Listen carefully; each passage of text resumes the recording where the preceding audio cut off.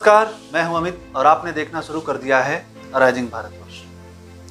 अगर आपने कहीं से भी शिक्षा ग्रहण की हो तो निश्चित ही आपने हास्य रस के बारे में पढ़ा होगा। सामान्यतः हम सभी रोज किसी न किसी बात पर हंसी लेते हैं। व्यक्ति का व्यवहार चाहे कैसा भी हो, वो हंसने के कारण खोजता रहता है। हंसने को बहुत लोग आजकल दवा के रूप में भी प्रयोग कर रहे हैं। इसके लिए योग की नई नई तकनीक आ गई। लाफिंग योगा का भी जोरदार प्रचार प्रसार हो रहा है। अक्सर आप भी YouTube, Facebook या गूगल पर जाकर जोक सुनते होंगे या पढ़ते होंगे। आप ऐसा क्यों करते हैं? आप ऐसा इसलिए करते हैं ताकि आप तनाव मुक्त हो सकें। इस भाग दौड़ भरी जिंदगी में आपको 2 पल सुकून के मिल सके। हंसी की परिभाषा आपके लिए चाहे जो हो, कुल मिला जुला कर हंसी का एक उद्देश्य सबके लिए यही होता है कि वो प्रसन्न हो सके। अब आप ये वीडियो देखिए।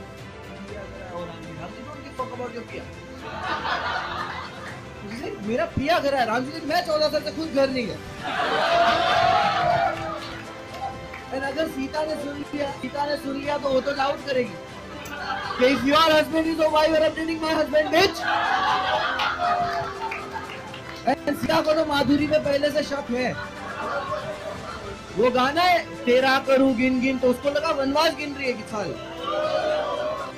अब आपको उस वीडियो में कॉमेडी के नाम पर हिंदू धर्म का मजाक बनाते हुए जो व्यक्ति दिखाई दे रहा है, उसका नाम है मुनव्वर फारूक। इंदौर के तुकोगंज थाना क्षेत्र की पुलिस ने उसे और उसके अन्य 4 साथियों को गिरफ्तार किया है। वह उन पर भारतीय दंड विधान की धारा 295A यानी कि किसी वर्ग विशेष की धार्मिक भावनाओं को भड़काने के लिए जानबूझकर विद्वेषपूर्ण किए गए कार्य शामिल है। इसके अलावा उन पर 269 के तहत भी मामला दर्ज किया गया है। 269 क्या है? तो ये कहता है कि आपकी लापरवाही के कारण अगर कोई महामारी को फैलने में मदद मिलती है तो आप पर इसके तहत कार्रवाई की जाती है। वर्तमान दौर में इस प्रकार के हिंदू फोबिया से घिरे मानसिकता वाले कॉमेडियंस ने ये सोचने पर हम सबको मजबूर कर दिया है कि कॉमेडी क्या है। जी हाँ, हमने लोगों से पूछा कॉमेडी उनके लिए क्या है।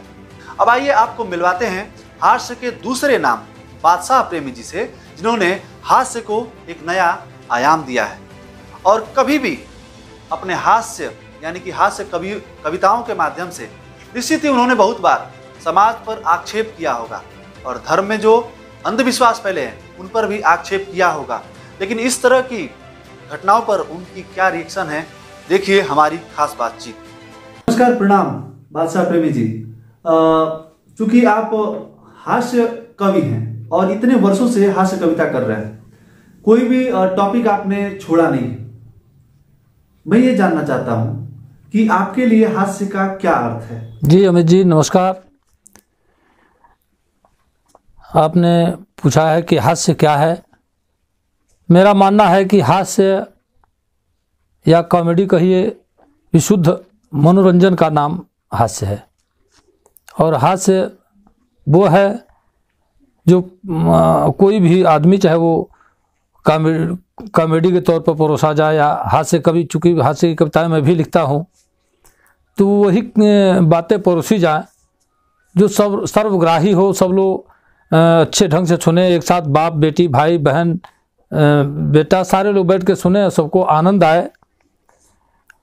उसमें कहीं किसी तरह का अश्लीलता न परोसा जाए किसी तरह से। ये हमारी अपनी दृष्टि से हास्य है।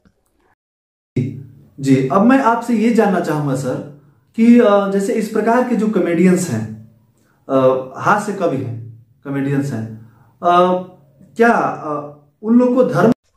जी, आपकी बात मैं बीच में इसलिए काट रहा हूँ कि पहले तो आपने कहा कि वो कॉमेडी और उसको कवि भी कहे आप, तो एक बात तो सुनिश्चित कर दें आपसे कि कॉमेडियन, विदूषक और कवि में बड़ा अंतर होता है।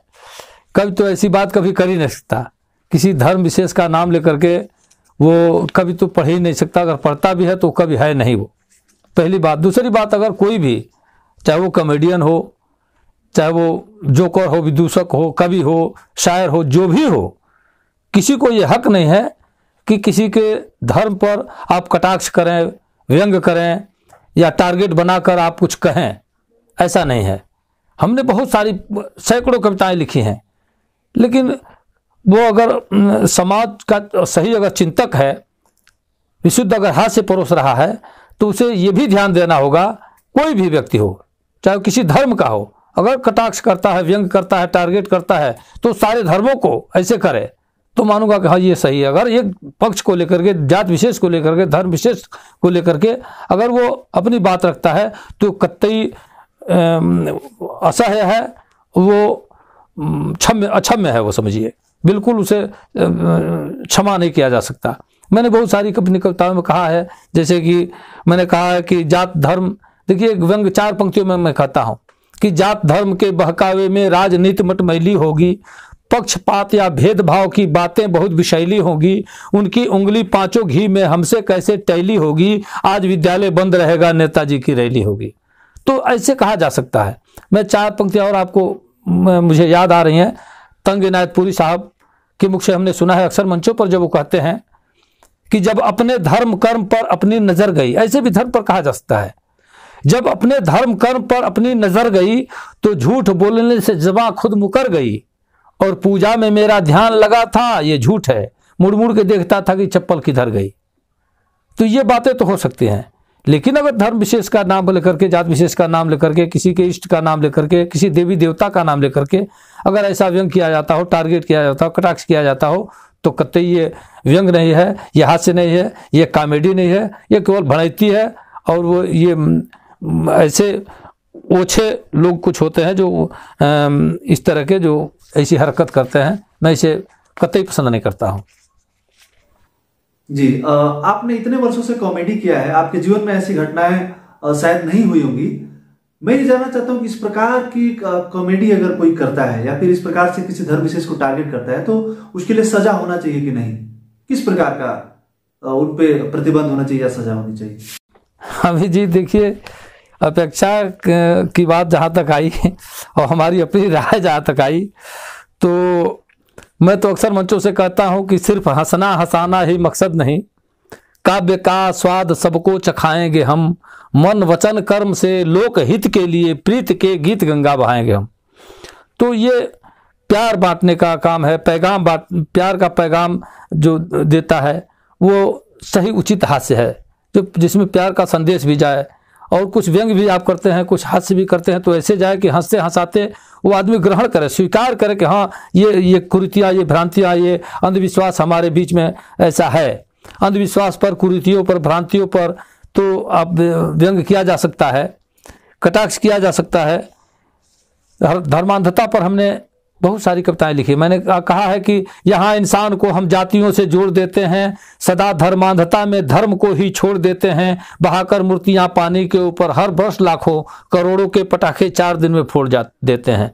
ये तो हमने भी कहा है, लेकिन इसमें कहीं से ये नहीं लगता कि किसी देवी देवता का अपमान करने के लिए, किसी का ये करने के लिए ऐसा कुछ हमने नहीं कहा है। ना ही कुछ आपको इसमें लगेगा कि मैंने कुछ धर्म के नाम पर गलत कह दिया है। तो ऐसे कुछ भ्रांतियां हैं, कुछ अंधविश्वास हैं, कुछ इस पर तो आप कुछ कह सकते हैं, लेकिन आप जात विशेष का, धर्म विशेष का नाम लेकर के और ये ऐसा कतई नहीं कर सकते। और मेरा जहाँ तक आपने प्रश्न किया कि इसके लिए जनता से भी, दर्शकों से भी और सरकार से क्या अपेक्षा की जा सकती है, तो जनता से तो मैं चाहूँगा कि अपेक्षा ये की जाए कि जो इस तरह की बातें अगर करता है तो नहीं कुछ तो 150 जूते उसे इनाम में तो पड़ने ही चाहिए उसके सर पे, ताकि वो आजीवन फिर ऐसी हरकत न करे, ऐसी गलती न करे।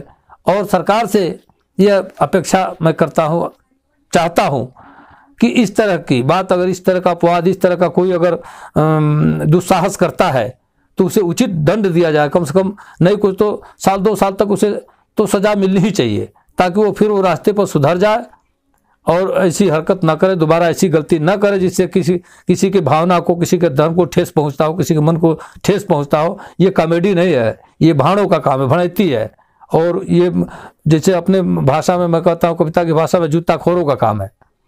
तो इस तरह से मैं पसंद नहीं करता हूँ।